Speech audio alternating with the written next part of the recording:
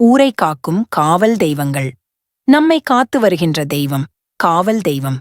காவல் தெய்வங்கள் ஊர் எல்லையில் அல்லது ஏதேனும் ஒரு வயல்மேட்டில் அமைந்திருக்கும். காவல் தெய்வத்தை எல்லைக் கடவுள் என்றும் சொல்வது உண்டு.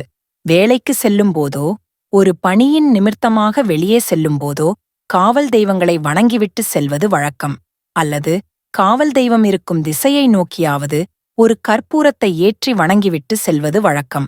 நீண்ட தூர பயணம் போகும் முன் வாகனத்தின் முன் சக்கரங்களில் 2 எலுமிச்சை பழங்களை வைத்து நசுக்கிவிட்டு காவல் தெய்வங்களை வணங்கிவிட்டு செல்கிறோம். ஏனென்றால் காவல் தெய்வம் நமக்கு துணையாக இருந்து நம்மை காக்கும். காவல் தெய்வங்கள் என்றாலே பெரிய மீசை வைத்துக்கொண்டு அரிவாள் தூக்கிக் கொண்டு குதிரை நாய் போன்ற வாகனங்களை வைத்துக் கொண்டிருக்கின்ற தெய்வங்கள்தான் நம் நினைவுக்கு வரும். காவல் தெய்வங்களில் 2 வகைகள் உண்டு. ஒன்றாவது தலைமை தெய்வத்திற்கு காவலாக இருப்பது. 2ஆம் ஊரினையும் நிலங்களையும் நீர்நிலைகளையும் தெய்வம் காவல் காக்கும். பெரும்பாலான கிராமப்புற பகுதிகளில் ஏரி, குளங்கள், வயல்வெளிகள் இவற்றிற்கு காவல் தெய்வங்களாக ஐயனார் தெய்வங்கள் இருப்பதை காணலாம். இத்தெய்வம் வயல்களில் உறைந்து வயல்களின் வளமைக்கு துணை புரிவதாக மக்கள் நம்புகின்றனர்.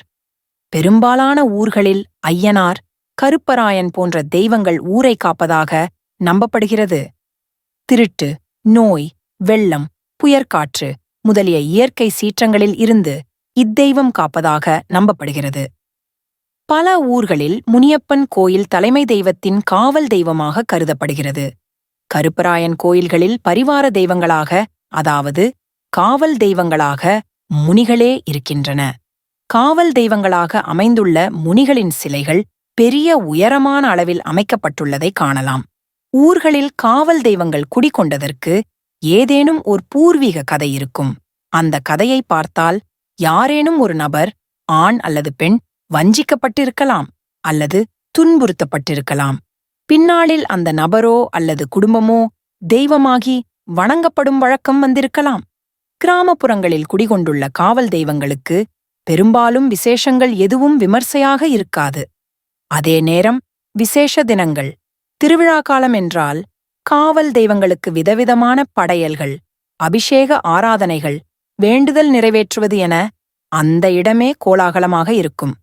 பெரும்பாலானவர்களுக்கு மாரியம்மன் காவல் தெய்வமாக இருக்கக்கூடும். அது மட்டுமின்றி அனைத்து கிராமப்புற ஊர்களிலும் மாரியம்மன் கோவில் இருப்பதை நாம் காணலாம். தாயாக இருந்து காப்பதில் மாரியம்மனுக்கு ஈடு இணை கிடையாது. காவல் தெய்வங்கள் மனிதனாக இருந்து தெய்வமாக குடிகொண்டு அருள்பாலித்து வருவதால் ஒரு குடும்பத்தில் ஏற்படும் கஷ்ட நஷ்டங்கள் பற்றி நன்றாகத் தெரியும். தன்னை தேடி வருபவர்களை சின்ன சின்ன தவறுகள் செய்தாலும் அவற்றை பொறுத்து அவர்களை கைதூக்கி விடுகின்றன. காவல் தெய்வங்களாக முனீஸ்வரன், ஐயனார் இருக்கும் போன்ற தெய்வங்கள் சிலருக்கு குலதெய்வங்களாக இருக்கலாம். குலதெய்வ வழிபாட்டை மேற்கொண்டு நாம் வரத் தொடர்ந்து வேண்டும். அப்போதுதான் காவல் தெய்வம் நம்மை காப்பாற்றும். நன்றி, வணக்கம்.